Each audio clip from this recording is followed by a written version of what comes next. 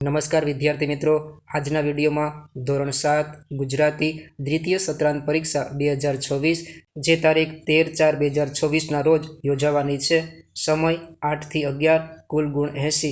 જે નવી બ્લુપ્રિન્ટ પ્રમાણે પેપરનું સોલ્યુશન મૂકવામાં આવેલું છે. પ્રશ્ન 1, આપેલા પ્રશ્નોના જવાબ લખો. 1. શ્રી કૃષ્ણ વૃંદાવનને રસ્તે જનાર પાસે શા માટે દાણ માગે છે? જવાબ: શ્રી કૃષ્ણ વૃંદાવનને રસ્તે જનાર ગોપીઓ પાસેથી દહીંના દાણ માગે છે, કારણ કે ગોપીઓ દહીં અને તેને વલોવીને મેળવાતા માખણને પોતાના બાળકોને ખવડાવતી નથી અને તેને મથુરાના બજારમાં જઈને વેચી આવે છે. 2. પંખીઓ પોતાનાથી ડરે છે એ બાબતે કવિ શું માને છે? જવાબ: કવિ માને છે કે પંખીઓ માનવીને જોઈને ડરીને ઉડી જાય છે. તે માનવજાત માટે શરમજનક બાબત છે. કવિ ઈચ્છે છે કે પંખીઓ તેમની પાસે મિત્રતા રાખે, પરંતુ માનવીના શિકારી સ્વભાવ અથવા અવિશ્વાસને કારણે પંખીઓ ડરે છે, જે કવિને દુઃખદ લાગે છે. વિદ્યાર્થી મિત્રો, ચેનલને સબસ્ક્રાઇબ કરવા માટે કોઈપણ પ્રકારનો ચાર્જ નથી. આપ ફ્રીમાં ચેનલને સબસ્ક્રાઇબ કરી શકો છો. વિડીયોને લાઇક અને ચેનલને સબસ્ક્રાઇબ કરવાથી મને આપને ઉપયોગી વિડીયો બનાવવાની પ્રેરણા મળશે.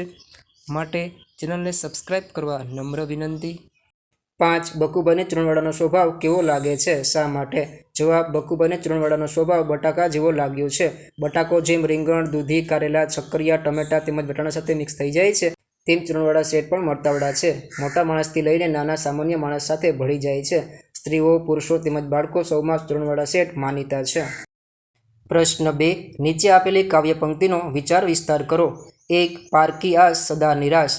આ કહેવત સમજાવે છે કે જે મનુષ્ય પોતાના કામ માટે બીજા પર આધાર રાખે છે, તેને અંતે નિરાશા જ મળે છે.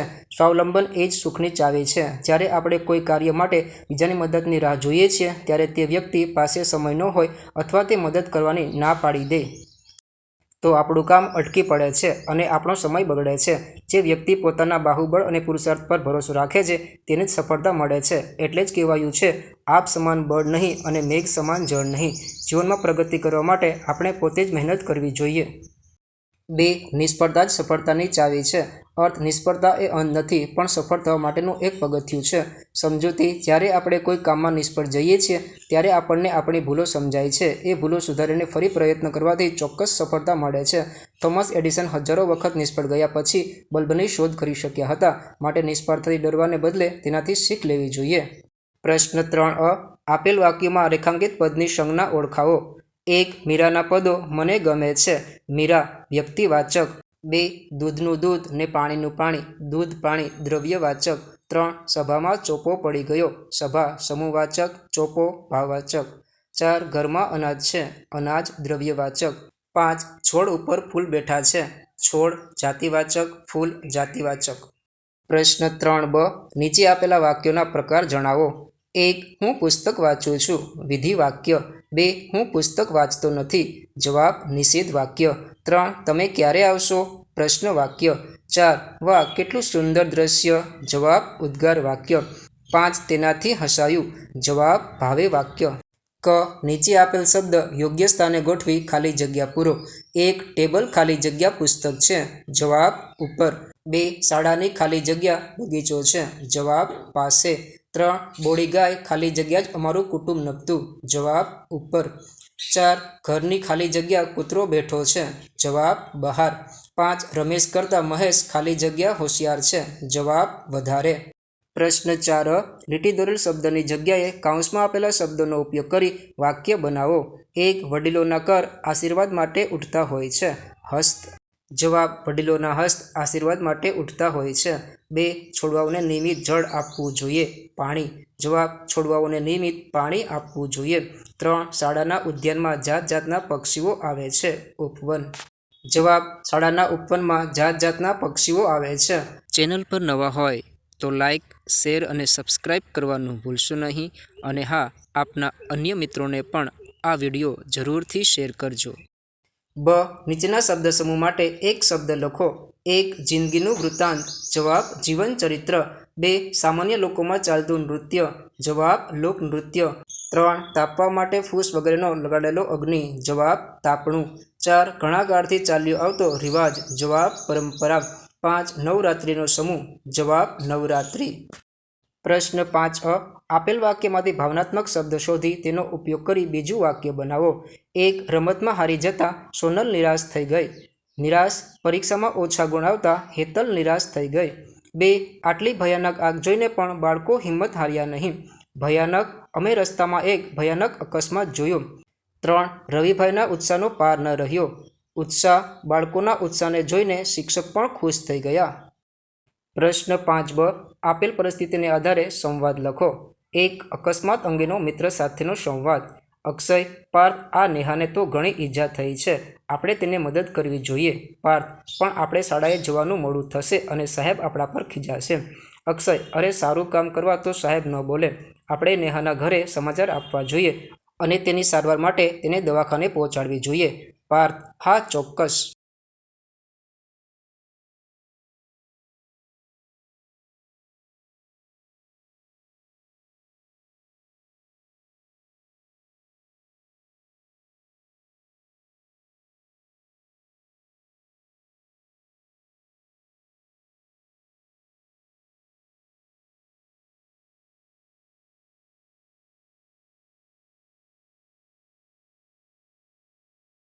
પ્રશ્ન 6. આપેલ માહિતીને આધારે પ્રશ્નોના જવાબ લખો. અતિથિ કાઠિયાવાડી લોજ, 100% વેજીટેરિયન. અમારી વિશેષતાઓ: મિલેટ્સમાંથી બનેલી વાનગીઓ શનિ રવિ અવશ્ય મળશે. પૂનમે લંચ અને ડિનર ₹150. બાળકો માટે રમતગમતના સાધનો અનલિમિટેડ ₹200. અમારે ત્યાં પાવની એક પણ વસ્તુ મળતી નથી. ડિનર ₹230. પ્રશ્ન 1. લંચ અને ડિનરમાં શું તફાવત છે? ઉત્તર: લંચ એટલે બપોરનું ભોજન ₹200માં અને ડિનર એટલે કે રાત્રિનું ભોજન ₹230માં અનલિમિટેડ છે. 2. મહિનામાં કેટલી વાર ₹150માં ભોજન મળશે? ઉત્તર: મહિનામાં 2 વાર લંચ અને ડિનર. પૂનમના દિવસે ₹150માં ભોજન મળશે. 3. અહીં 100% વેજીટેરિયન જ કેમ લખ્યું હશે? ઉત્તર: કાઠિયાવાડી ગુજરાતી લોજ હોવાથી 100% વેજીટેરિયન લખ્યું હશે. ત્યાં ફક્ત શાકાહારી ભોજન જ મળતું હશે.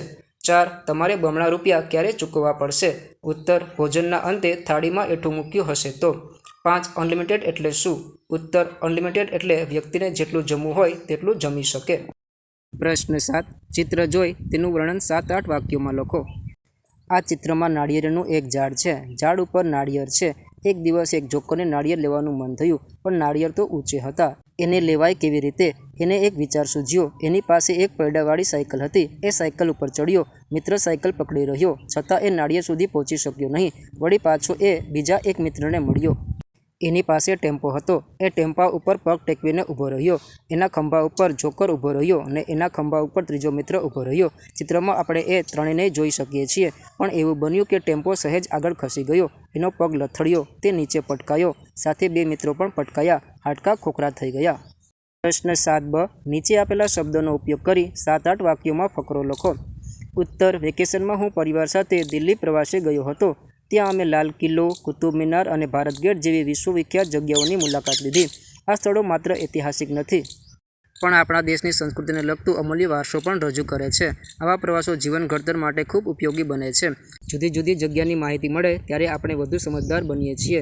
જો કોઈ સ્થળ મનગમતું ન મળે તો પણ નિરાશ થવું નહીં, કારણ કે દરેક પ્રવાસ કંઈક નવું શીખવે છે. મને આવા પ્રવાસો વારંવાર કરવા ગમશે. પ્રવાસે મળેલ અનુભવ જીવનભર યાદ રહે છે.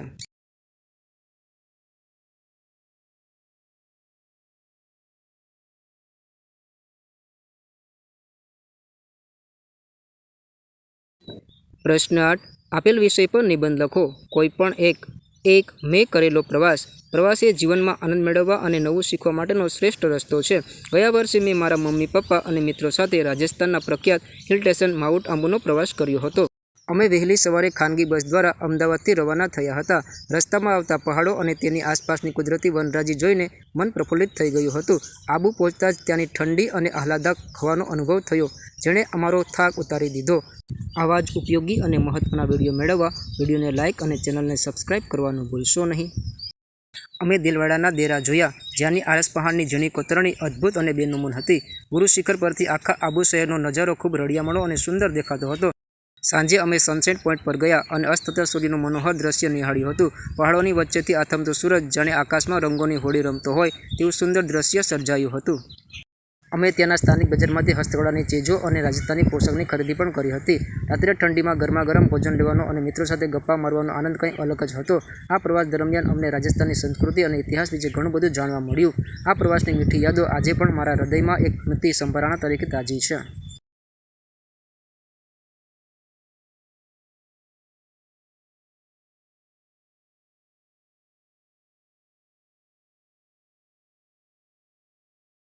જો આપે હજી સુધી વિડીયોને લાઇક અને ચેનલને સબસ્ક્રાઇબ ન કરી હોય તો હમણાં જ લાઇક અને સબસ્ક્રાઇબ કરવા વિનંતી. આવા જ વિડીયો જોવા અમારી ચેનલને લાઇક, શેર અને સબસ્ક્રાઇબ કરવાનું ભૂલશો નહીં.